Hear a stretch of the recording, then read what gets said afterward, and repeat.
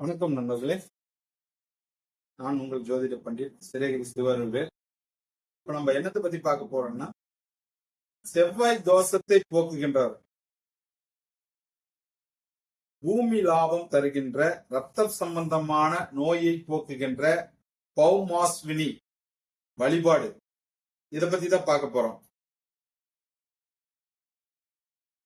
பௌமாஸ்வினி அப்படின்னா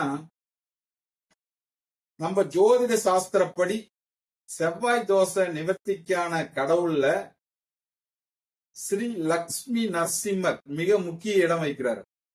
அதே போல நம்ம முருகப்பெருமானையும் வணங்குறோம். இவங்க ரெண்டு பேரையும் வணங்குறோம். இந்த வணங்கக்கூடிய நாட்கள்லயே இந்த பௌமாஸ்வினிங்கிற நாள்ல இவங்க இருவரையும் வணங்குறது மிக மிக மிக ஒரு சிறப்பான ஒரு வழிபாடு ஆகும் நண்பர்களே. செவ்வாய்க்கிழமை அன்று செவ்வாயின் ஆட்சி வீடாகிய மேச ராசியில அதுல முதல் நட்சத்திரமான அஸ்வினி நட்சத்திரத்துல சந்திரன் செல்வதை செவ்வாய்க்கிழமையில மேச ராசியில் உள்ள அஸ்வினி நட்சத்திரத்துல சந்திரன் செல்லும் போது அல்லது கூடும் போது அதை கூடுவதே ஒரு மிக மிக மிக சிறப்பான ஒரு அமைப்பு. இவ்வாறும் கூடும் நாளை தான் நாம பௌமாஸ்வினி அப்படின்னு சொல்றோம். பௌம என்றால் செவ்வாய் என்று அர்த்தம். பௌமாஸ்வினா செவ்வாய்க்கிழமை அன்று அஸ்வினி நட்சத்திரம் வரக்கூடிய நாள், இததான் பௌமாஸ்வினி அப்படின்னு சொல்றோம். இந்த நாட்கள்ல இது ஒரு விசேஷமான நாள். இந்த விசேஷ நாட்கள்ல ஸ்ரீ லக்ஷ்மி நரசிம்மரையும் முருகப்பெருமானையும் அவர்களுடைய மூல மந்திரங்களையோ அல்லது காயத்ரி மந்திரங்களையோ அல்லது செவ்வாயினுடைய மூல மந்திரங்களையோ காயத்ரி மந்திரங்களையோ சொல்லி வழிபடுவதனால உங்களுக்கு அபரிவிதமான நன்மைகள் நடக்கிறது நண்பர்களே. இது ஒரு மிக மிக மிக மிக ஒரு விசேஷமான நாள். அப்படி என்ன நடக்குது அப்படின்னு பாத்தீங்கன்னா, செவ்வாயினால பாதிக்கப்பட்டவர்கள், செவ்வாய் தோஷம் இருப்பவர்கள், அதாவது லக்னத்துல 7, 8, 12 அப்படி இருக்கல செவ்வாய் இருக்கிறவங்க அல்லது ஜாதகத்தில் செவ்வாய் கெட்டு கிடப்பவர்கள், அதுக்கப்புறம் பாத்தீங்கன்னா விபத்து தோஷம், எதிர்பாராமல் விபத்து, மரணம், கண்டம் இந்த மாதிரி எல்லாம் செவ்வாயினால் ஏற்படுது இல்லைங்களா. இந்த மாதிரி விபத்து தோஷங்கள் விலகும். இந்த நாட்கள்ல நீங்க வழிபட்டீங்கன்னா ரத்தம் சம்பந்தமான நோய்கள் விலகி நல்ல உடல் ஆரோக்கியம் கிடைக்கும் நண்பர்களே. முக்கியமா உங்களுடைய கடன்கள் விலகும். அந்த அன்னைக்கு நீங்க அசல்ல கொஞ்சம் இதை வட்டியோட சேர்த்து கொடுத்துட்டீங்கன்னா சீக்கிரம் கடனை அடைச்சிருவீங்க. பொதுவாவே அஸ்வினி நட்சத்திரத்துல கடன் அடைக்கிறது, செவ்வாய்க்கிழமை கடன் அடைக்கிறது ரொம்ப ரொம்ப விசேஷம், அதெல்லாம் நல்லது. இந்த பௌமாஸ்வினி நாட்கள்ல இப்படி செய்யும் போது சீக்கிரம் கடன் அடைபடும், நல்ல தன லாபம் உங்களுக்கு கிடைக்கும் நண்பர்களே. அதே போல பூமி வாங்கும் யோகத்தையும் இந்த பௌமாஸ்வினி வழிபாடு தருகிறது. அதே போல சொத்து சம்பந்தமா பிரச்சனை இருக்கிறவங்க, நில பிரச்சனை இருக்கிறவங்க, ஓகேங்களா, சண்டையாவே இருக்கிறவங்க, ரணமாவே இருக்கிறவங்க, இவங்க எல்லாமே பாத்தீங்கன்னா இந்த பௌமாஸ்வினி வழிபாடு செய்வது ரொம்ப ரொம்ப நல்லது நண்பர்களே.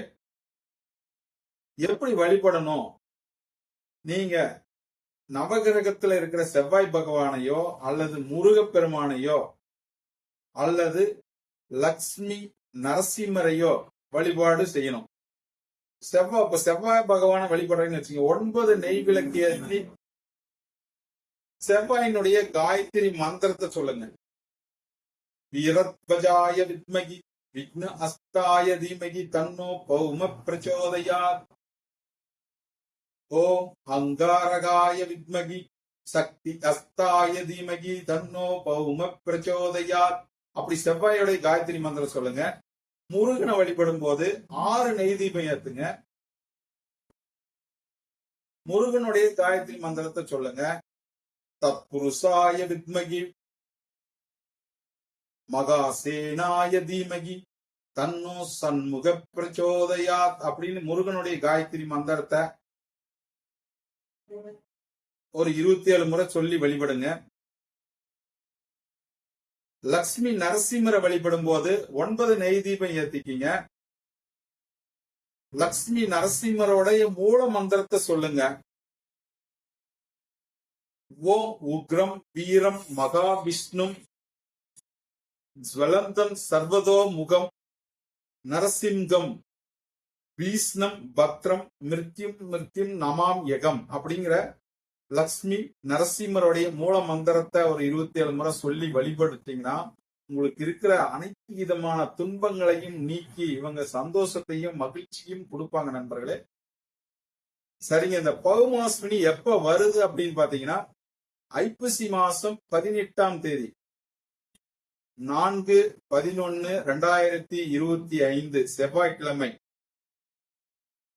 மத்தியானம் 12 மணி 34 நிமிடங்களுக்கு மேல அஸ்வினி நட்சத்திரத்துல சந்திரன் செல்கிறார் திருக்கணித பஞ்சாங்கத்தின் படி. அப்போ இந்த நாளை வழிபடலாம். அதே போல இந்த விசுவாவசு வருடம் கார்த்திகை மாதம்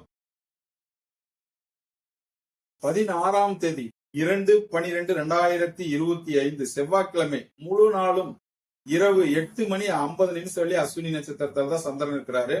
இந்த நாட்களையும் இந்த வழிபாடுகளை செய்யலாம் நண்பர்களே. அனைவரும் பிரச்சனைகள் இருப்பவர்கள் சந்தோஷம் மகிழ்ச்சி ஆனந்தம் பெற்று நில குலம் சொத்துக்கள் வாங்கி மகிழ்ச்சியாக வாழ இந்த பௌர்ணமாஸ்மினி வழிபாடை செய்து நலம் பெற வேண்டுகிறேன். உங்கள் ஜோதிட பண்டிட் சிரகிரி சிவரல்வேல். நன்றி நண்பர்களே. வாழ்க வளமுடன்.